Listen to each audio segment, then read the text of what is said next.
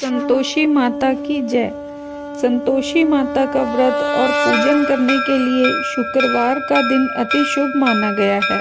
शुक्रवार के दिन सभी माता के भक्त माता का पूजन और व्रत करते हैं। आइए आज आप और हम साथ में संतोषी माता की कथा का पाठ करें। संतोषी माता व्रत कथा। एक बूढ़ी माँ थी जिसके कुल 7 बेटे थे। 6 अपनी जगह काम में व्यस्त रहते और एक निकम्मा था। माता अपने सभी 6 बेटों के लिए रसोई बनाती, लेकिन उस 7वें बेटे का हमेशा तिरस्कार करती और उन 6 बेटों की जूठन खिलाती। एक दिन वो निकम्मा बेटा अपनी बीवी से कहने लगा, देखो मेरी माँ मुझे कितना प्यार करती है। उसकी पत्नी ने कहा, क्यों नहीं, अपने सभी 6 बेटों का झूठा जो खिलाती हैं तुम्हें। बेटा ये क्या बोल रही हो, मेरी माँ कभी मुझे ऐसा खाना नहीं खिलाएगी। जब तक मैं अपनी आंखों से न देखूं तब तक मैं ये नहीं मान सकता। वो हंसते हुए बोली, अच्छा जब आंखों से देख लोगे तब तो मानोगे ना। कुछ दिन गुजर गए और एक त्योहार के मौके पर सब फिर से इकट्ठा हुए। त्योहार के उपलक्ष्य में घर में नाना प्रकार के भोग बने हुए थे, लेकिन उनमें से देसी घी के बने हुए लड्डू सबका आकर्षण अपनी ओर खींच रहे थे। लेकिन 7वें बेटे को आज अपनी माँ के प्रति प्रेम देखना था, सो वो अपने सिर दुखने का बहाना बनाकर रसोई घर में ही अपने सिर पर एक पतला कपड़ा ओढ़कर सो गया और वहाँ क्या हो रहा है ये सब देखने लगा। भोजन का समय हो गया। माँ ने एक एक करके सभी 6 बेटों को बुलाया और सभी को अपने हाथों से खाना परोसा। सभी ने संतुष्ट होकर भोजन किया और वहाँ से उठ खड़े हुए। माँ ने अब सबकी थाली में से बचे हुए लड्डू का चूरा इकट्ठा करना शुरू कर दिया। 7वां बेटा बस ये सब देखता रह गया। माँ ने उस चूरमे से अपने 7वें बेटे के लिए एक लड्डू बनाया और उसे भोजन के लिए बुलाने लगी। अरे बेटा देख, तेरे भाई भोजन कर गए, अब तू कब करेगा, चल आजा तू भी भोजन कर ले। नहीं माँ, मुझे अब भोजन नहीं करना है, मुझे अब परदेश जाना है, मैं कल जा रहा हूँ। परदेश? अच्छा तो फिर कल क्यों जा रहा है, आज ही चला जा, माँ ने कहा। क्यों नहीं माँ, मैं आज क्या अभी जा रहा हूँ, बेटे ने गुस्से में कहा। अब 7वां बेटा अपना सामान बांधे परदेश जाने को घर से निकल रहा था कि उसे अपनी पत्नी की याद आ गई। पत्नी गौशाला में उपले बना रही थी। वो उसके पास गया और कहा, हम जावें परदेश आवेंगे कुछ काल, तुम यहाँ संतोष से रहियो धर्म आपनो पाल। उसने कहा, जाओ पिया आनंद से, हमरो सोच हटाए, राम भरोसे हम रहें, ईश्वर तुम्हें सहाय। 2 निशानी आपनी देख धरू मैं धीर, सुधी मत हमरी बिसारियो, रखियो मन गंभीर। उसने खुद को टटोला और कहा, मेरे पास तो कुछ नहीं, बस ये एक अंगूठी है, सो ले ले और अपनी कोई निशानी मुझे दे। वो बोली, मेरे पास क्या हो सकता है, बस ये गोबर भरे हाथ हैं। इतना कह उसने अपने गोबर भरे हाथ से उसकी पीठ पर छाप लगा दी। अब वो चला गया और चलते चलते किसी दूर नगर में आ पहुंचा। वो काम की तलाश में यहाँ वहाँ भटक रहा था, किसी जगह उसे काम नहीं मिल पा रहा था। तब वो एक साहूकार की दुकान पर जा पहुंचा और बोला, भाई मुझे काम पर रख लो। किस्मत से साहूकार को भी जरूरत थी। उसने कहा, रह जा। लड़के ने कहा, तनख्वाह क्या दोगे? साहूकार बोला, काम देखकर दाम मिलेंगे। लड़के को साहूकार की नौकरी मिल गई। वो सुबह 7 बजे से लेकर रात के 10 बजे तक दुकान का सारा काम संभालने लगा। कुछ ही दिनों में उसने दुकान का सारा हिसाब किताब, लेन देन, ग्राहकों को माल बेचना, सब कुछ सीख कर अच्छे से संभाल लिया। साहूकार के और 7-8 नौकर थे। वो इस लड़के का काम देखकर चकित हो गए और कहने लगे, अरे ये तो बहुत ही होशियार लड़का है। साहूकार ने भी लड़के का काम देखा और उससे बहुत प्रभावित हुआ और उसने 3 महीने के समय में ही आधे मुनाफे का हिस्सेदार बना दिया। वो कुछ वर्ष में एक नामी सेठ बन चुका था और साहूकार अपना सारा कारोबार उसे सौंपकर चला गया। इधर लड़के की पत्नी को उसके सास ससुर बहुत दुख देने लगे। उसने अपने घर का सारा काम कराते और फिर उसे जंगल में लकड़ी लेने भेज देते। उसके खाने में आटे की निकली भूसी की जो रोटी और फूटे नारियल के नरेली में पानी दिया जाता। एक दिन की बात है, जब वो जंगल में लकड़ी लेने जा रही थी, तब कुछ स्त्रियों को संतोषी माता का व्रत करते हुए देखा। वो बड़ी विस्मयता से उन स्त्रियों को व्रत करता देख खड़ी हो देखने लगी और पूछा, हे बहनों, आप ये किस देवता का व्रत कर रही हो और इस व्रत के करने से किस पुण्य फल की प्राप्ति होती है? अगर आप मुझे कृपा करके बताएं तो मैं आपका बड़ा एहसान मानूंगी। तभी उनमें से एक स्त्री ने कहा, देखो, हम संतोषी माता का व्रत कर रहे हैं। इस व्रत को करने से निर्धनता और दरिद्रता का नाश होता है। यही नहीं, अपने मन में जो भी कामनाएं हों वो सब संतोषी माता की कृपा से पूरी होती हैं। वो अब इस व्रत को करने की उत्सुक हो गई और उनसे व्रत की विधि पूछने लगी। तब वह स्त्री बोली, देखो, 1.25 आने का गुड़ चना लेना या फिर इच्छा हो तो 5.25 रुपए का लेना, 1.25 रुपए का लेना, जो भी अपनी सहूलियत के अनुसार। अपने मन में कोई परेशानी लाए बिना श्रद्धा और प्रेम से जितना हो सके सवाया लेना। प्रत्येक शुक्रवार को निराहार रहना और संतोषी माता की कथा सुनना। देखो, इस बीच क्रम ना टूटे, लगातार नियम पालन करना। जब कोई सुनने वाला ना हो तो अपने सामने घी का दीपक जलाकर रखना और एक लोटे में जल रखकर उसके सामने कथा कहना। जब तक मनोकामना सिद्ध ना हो जाए तब तक नियम का पालन करना और जब सिद्ध हो जाए तो व्रत का उद्यापन करना। माता का सत है कि 3 माह में फल देती हैं। यदि किसी के ग्रह खोटे हों तो भी माता साल भर में फल अवश्य देती है। ध्यान रहे, फल सिद्ध होने पर ही उद्यापन करना, बीच में मत करना। उद्यापन में 2.5 सेर आटे का खाजा और इसी नाप से खीर और चने का साग बनाना। अपने घर निमंत्रण देके 8 लड़कों को भोजन करवाना। हो सके तो देवर जेठ भाई बंधु को बुलाना और ना हो सके तो पड़ोसी रिश्तेदारों को बुलाना। उन्हें प्रेम से भोजन करवा के यथाशक्ति दक्षिणा दे के विदा करना और माता के नियम का पालन करना। और हाँ, ध्यान रहे, उस दिन घर में खटाई ना खाना।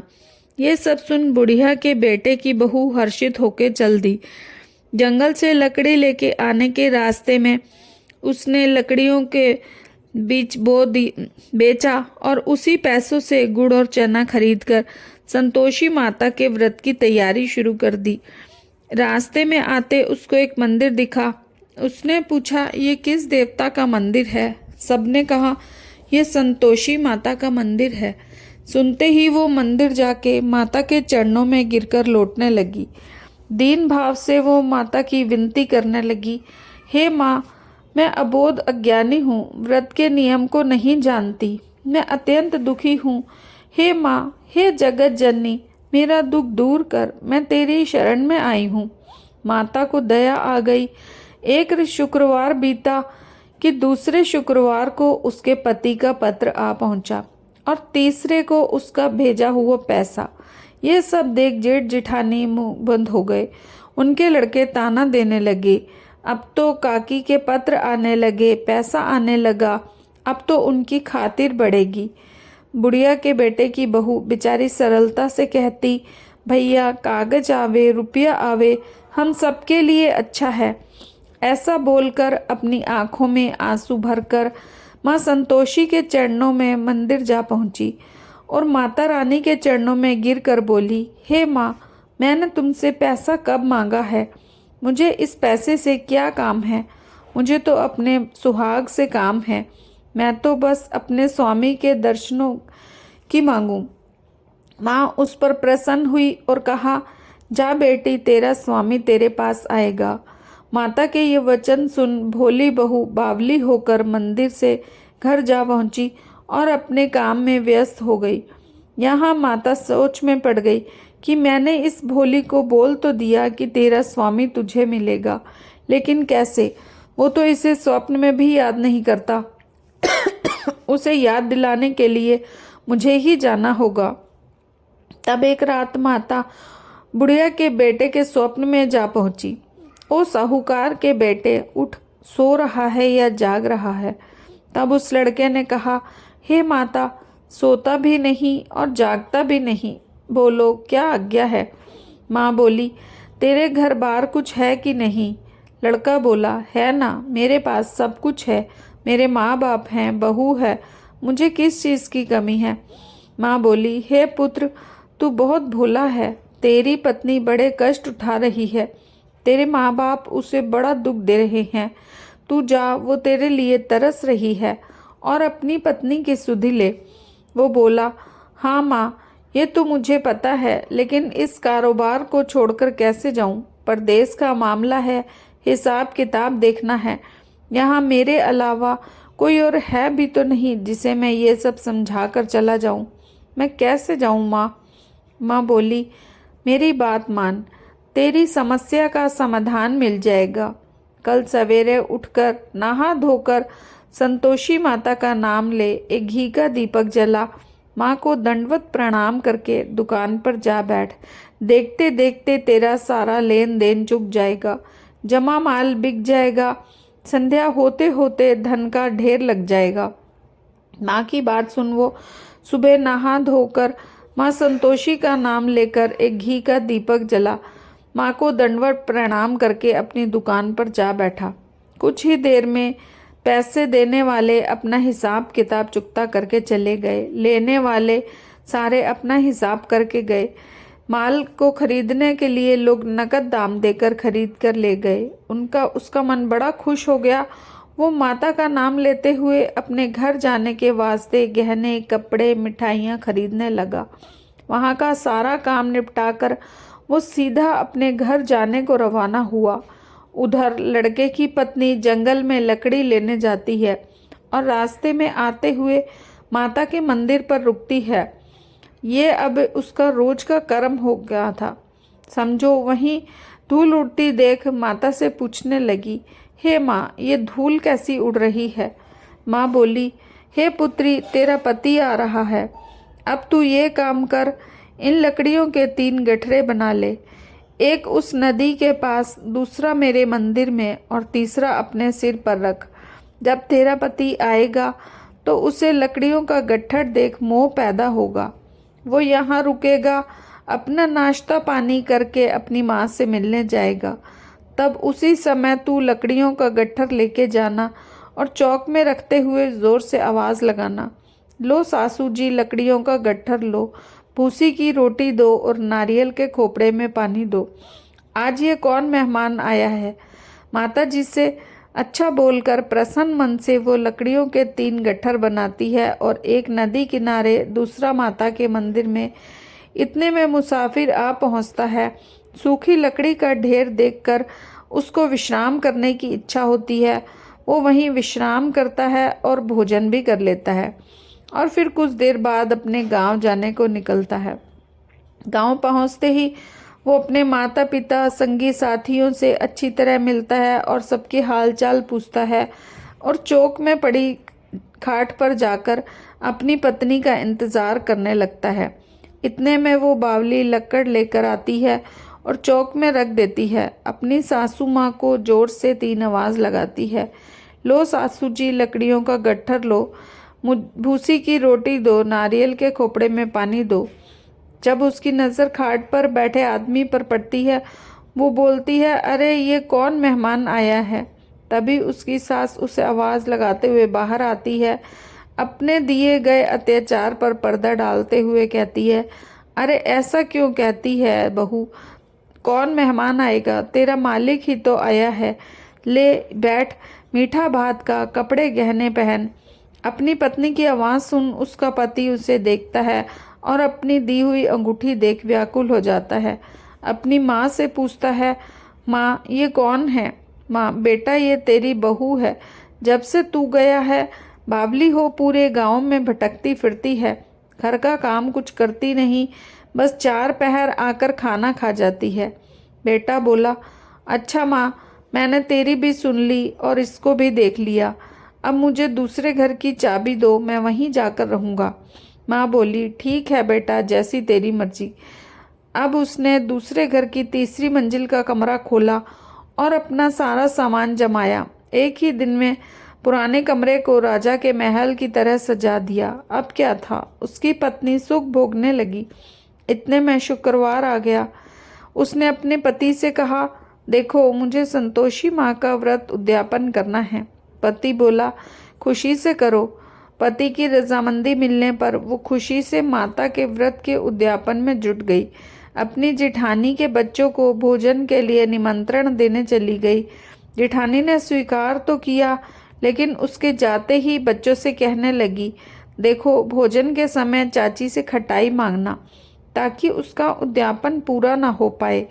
अब लड़के भोजन के लिए आते हैं, खीर खाना पेट भर के खाते हैं और बाद में बोले, अरे चाची हमें खटाई दो, हमें ये खाना नहीं भाता, हमें अरुचि होती है। चाची ने कहा, आज किसी को खटाई नहीं मिल सकती, ये तो संतोषी माता का प्रसाद है। तब सब बच्चे उठ खड़े हुए और बोले, लो पैसा दो। चाची ने उन्हें पैसे दिए तो वो इमली की खटाई लेकर खाने लगे। ये देख संतोषी माता बहू पर बहुत कुपित हुई। उस दिन राजा के दूत उसके घर आए और उसके पति को पकड़ के ले गए। वहीं जेठ जिठानी ताना मारने लगे, सब लूट लूट कर धन इकट्ठा किया हुआ है, अब राजा की मार खाएगा तब जाके अकल ठिकाने आएगी। बहू ये ताने बहुत चुभने लगे। आंखों में अश्रु लिए वो दौड़ी माता के मंदिर पहुंची और कहने लगी, हे माँ, तूने क्या किया? हंसाकर अब क्यों रुलाने लगी? ऐसी क्या भूल हो गई मुझसे? तब माँ ने कहा, बेटी तूने मेरा उद्यापन करके व्रत को भंग किया है। उसने कहा, माँ मैंने कोई अपराध नहीं किया, मैंने तो बस उन लड़कों को गलती से पैसे दे दिए थे, मुझे क्षमा करो माँ, अब मैं दोबारा आपका उद्यापन करूँगी। माँ ने कहा, जा पुत्री, तेरा पति तुझे रास्ते में आता मिलेगा, अब भूल मत करना। हाँ माँ, अब भूल नहीं होगी। जा पुत्री, तेरा पति तुझे रास्ते में ही आता मिलेगा। अब वो खुशी से निकली और रास्ते में पति को आता हुआ देख बोली, कहाँ गए थे? अरे राजा ने बुलाया था, इतना धन जो कमाया है उसका कर देने गया था। चलो अच्छा हुआ, अब घर को चलो। अब कुछ दिन में फिर से शुक्रवार आता है। मैं बोली, मुझे माता का उद्यापन करना है। पति ने कहा, करो। वो फिर जिठानी के लड़कों को भोजन के लिए बुलाने गई। जिठानी ने उसे खरी खोटी सुनाई और फिर अपने बच्चों को सिखाने लगी, अब तुम भोजन करने जाओ तो सबसे पहले खटाई ही मांगना। भोजन के दिन लड़के अपनी चाची के घर जा पहुँचे और कहने लगे, आज हमें खीर नहीं खानी है, हमारा जी बिगड़ा है, हमें खटाई खाने को दो। वो गुस्से में बोली, यहाँ खटाई नहीं मिलेगी, खाना हो तो खाओ। ब्राह्मण के घर जाकर उनके लड़कों को आमंत्रित करके उनको खाना खिलाया और दक्षिणा की जगह उन्हें एक एक फल दिया और विदा किया। माता की कृपा से उसे 9वें माह में चंद्रमा के समान रूपवान पुत्र प्राप्त हुआ। अब वो प्रतिदिन माता के मंदिर अपने पुत्र को लेके आने लगी। एक दिन माता ने सोचा, ये प्रतिदिन मेरे मंदिर में आया करती है, क्यों न आज मैं इससे मिलने इसके घर जाऊं। तब माता ने एक भयावह रूप धारण किया। गुड़ चने से सना हुआ मुख, उस पर सूंड की तरह लंबे होठ, उस पर मक्खियां भिनभिना रही थी। माता चलते चलते उसके घर आ पहुंची और उसके घर की दहलीज पर पैर रखती है। दहलीज पर पैर रखते ही सास चिल्लाते हुए बाहर आई, अरे देखो देखो, कोई चुड़ैल डाकिनी चली आ रही है, लड़कों इसे भगाओ नहीं तो ये किसी को खा जाएगी। सभी लड़के इकट्ठा हुए उसे भगाने लगे। बहू रोशनदान से ये सब देख रही थी। वो बावली हो चिल्लाने लगी, आज मेरी माताजी मेरे घर आई हैं, बच्चे को दूध पीने से हटाती है। और इतने ये सब देख सास का क्रोध फूट पड़ा। बोली, क्या बावली हुई है, क्यों उतावली हो रही है। तभी माँ के प्रताप से जहाँ देखो बच्चे ही बच्चे नजर आने लगे।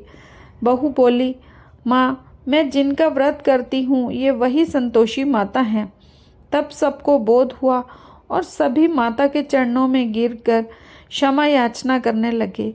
हे माता, हम सब अज्ञानी हैं, आपके व्रत की विधि हम नहीं जानते। हमने आपके व्रत को भंग करके एक बड़ा अपराध किया है। आप अब हमें बालक जान हमारे अपराधों को क्षमा करो। इस प्रकार माता प्रसन्न हुई। बहू को प्रसन्न होकर जो फल दिया वैसा फल सबको दे, सबके मनोरथ पूर्ण हो। बोलो श्री संतोषी माता की जय।